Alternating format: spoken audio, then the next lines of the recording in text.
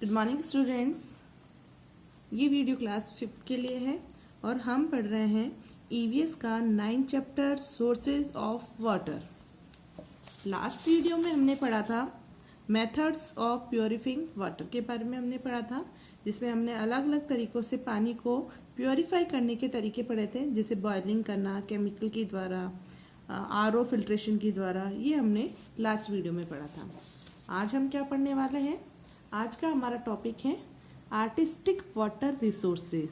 Artistic क्या होता है? कलात्मक कारीगरी जो होती है उसे कहा जाता है आर्टिस्टिक। किसी भी चीज़ को अपनी कारीगरी के द्वारा, कला के द्वारा जो बनाई जाती है उसे आर्टिस्टिक बोला जाता है। तो आर्टिस्टिक वाटर रिसोर्सेज के बारे में हम आज इस टॉपिक में हम पढ़ेंगे।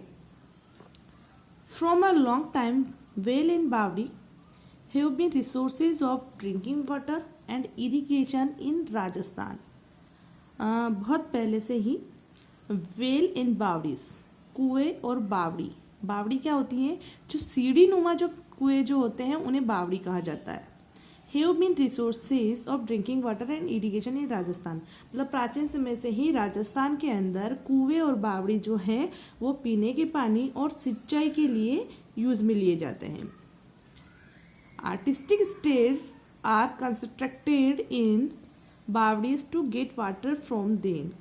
और क्या किया जाता है? बहुत ही कलात्मक तरीके से जो बावड़ी जो होती है उस पर सीढ़ियाँ वगैरह बनाई जाती हैं और जिससे कि जिसके द्वारा हम पानी तक पहुंच पाते हैं और पानी को कलेक्ट किया जा सकता है।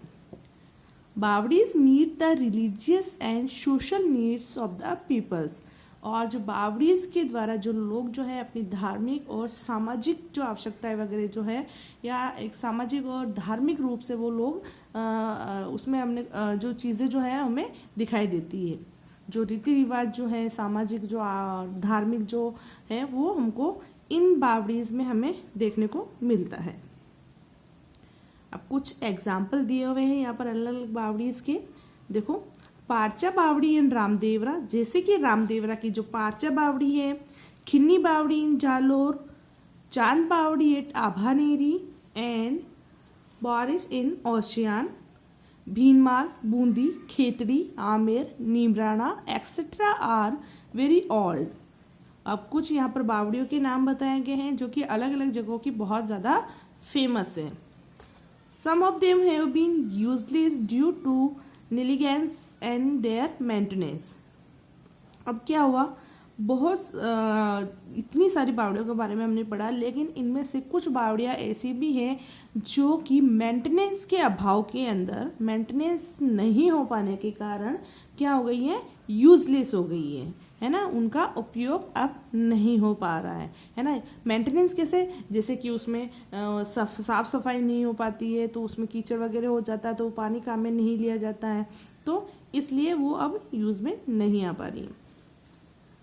Pilgrims coming to Ramdevra believe that its water is pure and they take this water along with them। Ramdevra के अंदर जो है तीर्थयात्री आते हैं और वो यहाँ की जो बावड़ी जो है, यहाँ से उस बावड़ी से जो है बिल्कुल जो पवित्र बावड़ी का जो पवित्र पानी जो है, शुद्ध जो पानी जो है उसे अपने साथ में लेकर जाते हैं। मेड़ातनी बावड़ी इन झुंझुनू इज़ वेरी एंसाइट। इसके अलावा झुंझुनू की जो बावड़ी जो है वो भी बहुत प्राचीन है, ब्यूटीफुल है, सुंदर है एंड आर्टिस्टिक, कलात्मक भी है। इट वॉज बिल्ट इन 1783, ये 1783 में बनाई गई थी। इट इज़ 150 फीट डीप, ये लगभग 150 फीट गहरी है। There are jharokhas, peep holes, ventilators and galleries in it. इसके अंदर जो है झरोके बने हुए हैं, बरामदा बने हुए हैं। ये जो बावड़ी वगैरह जो होती थी ना, उनमें सीढ़ियाँ बनी होती है और सीढ़ियाँ से सिंपल नहीं बनी होती है, उन पर बहुत ही अच्छे से डिज़ाइन करी होती है, एक दूसरे को क्रॉस पर काटती है, मतलब बहुत अच्छी कलाकारी से इनको बनाया जाता है, तो इसलिए इन्हें आर्टिस्टिक वाटर रिसोर्सेज कहा जाता है।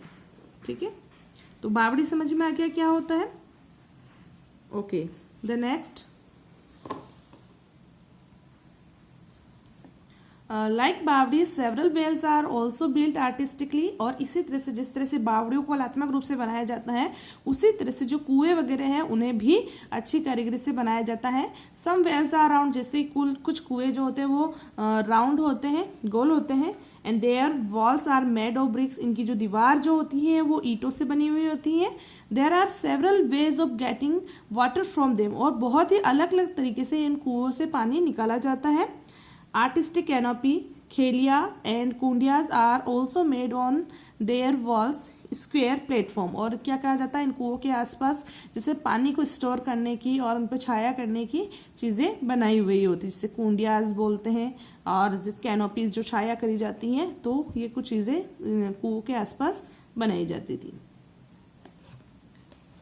देन अब है बिग डैम, बड़े बांध.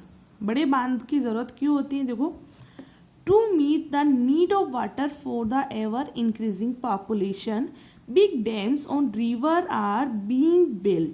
क्या होता है कि ज़्यादा जनसंख्या बढ़ने की वजह से लोगों की पानी की आवश्यकताएं भी बढ़ रही है, और उस आवश्यकताओं को पूरा करने के लिए नदियों के ऊपर डैम बनाए जाते हैं. जो नदियों के पानी को एक जगह पर रोक दिया जाता है और बड़ी उस स्तर पर उनको रोका जाता है, और वहाँ पर डैम बना दिया जाता है, बांध बना दिया जाता है, और फिर उस बांध से जो है आवश्यकताओं को पूरी करी जाती है, जैसे कि इरिगेशन है ना, सिंचाई है, पोर्टेबल वाटर पीने का पानी है, हाइड्रो इलेक्ट्रिसिटी है ना, इसके लिए इसका यूज़ किया जाता है. तो इसलिए डैम बनाए जाते हैं. जैसे कुछ एग्जांपल दिए हुए हैं. For example dam on Mahi river in Banswara, जैसे बांसवाड़ा के अंदर माही माही रिवर पर जो डैम बनाया गया है. And on Chambal river in Kota, Kota के अंदर चंबल नदी पर डैम बनाया हुआ है. And these are used for electricity generation, जैसे कि ये किसके लिए यूज़ किया जाता है? जैसे इलेक्ट्रिसिटी के लिए इलेक्ट्रिसिटी बनाई जाती है, बिजली बनाई जाती है, इरिगेशन सिंचाई के लिए, एंड ड्रिंकिंग वाटर और पीने की पानी की सप्लाई के लिए ये डैम बनाए जाते हैं. How electricity is produce from dams you will learn in the higher classes की जो है डैम के द्वारा किस तरह से इलेक्ट्रिसिटी प्रोड्यूस की जाती है, ये हम नेक्स्ट जो आप बड़ी क्लास में आओगे जब हम पढ़ेंगे.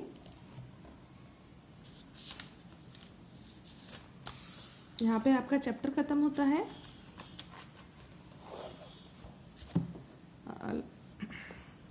लास्ट वीडियो में हमने फिलअप करे थे, एक्सरसाइज फर्स्ट हमने कर ली थी. आज हम करने वाले हैं एग्जामिनेशन टाइप क्वेश्चन. ठीक है, जो भी वर्क मैं आपको बता रही हूँ उसे आप CW में भी करेंगे और HW में भी करेंगे, ये बात आपको ध्यान रखनी है. तो first question, look at the picture given below and write the steps involved in rainwater collection process.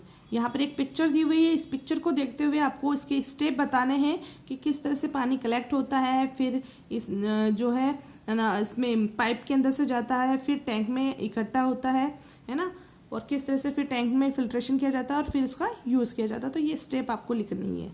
तो सबसे पहले rainfall on the roof of the house. क्या होता है?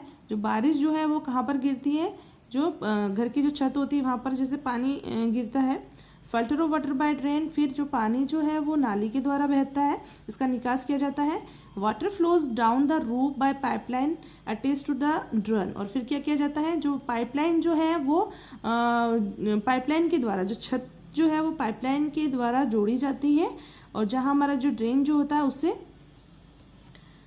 Then gathering in water tank clean with filter in pipe, फिर सारा पानी कहाँ पर इकट्ठा होता है? वाटर टैंक के अंदर इकट्ठा होता है. And with filters in pipe, और फिर जैसे कि पानी वहाँ पर फिल्टर भी होता है. And the water collected in the tank to be use in various work, और फिर क्या किया जाता है? पानी को कलेक्ट करने के बाद में उससे अलग अलग तरीकों में इसको हम यूज़ ले सकते हैं. तो इसको नोट कर लेना. Then question number 2, wells and बावड़ीज are our important water resources, true या false? तो आंसर ट्रू है ना. कुएं और बावड़ी जो है वो हमारे महत्वपूर्ण पानी के सोर्सेज हैं, तो ट्रू है. Then question number 3, look at the picture given below and list various method of water purification. यहाँ पर देखो एक पिक्चर दी हुई है, इस पिक्चर में अलग अलग वाटर जो प्योरीफिकेशन के मेथड बताए हुए, जैसे बॉइलिंग है, केमिकल है और मल्टी स्टेज रॉ फिल्ट्रेशन है। तो इनको थोड़ा सा बताना है आपको, इसको थोड़ा सा डिस्क्राइब करना है। तो फर्स्ट देखिएगा, boil the water and clean it. Boiling में क्या करते हैं, पानी को बॉयल करते हैं और पानी क्या होता है, क्लीन हो जाता है।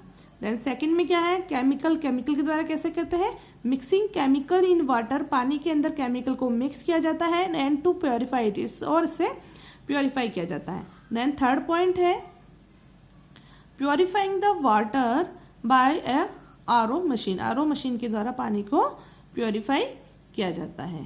तो इसके 3 स्टेप जो है वो आपको लिखने हैं, नोट कर लो इसको।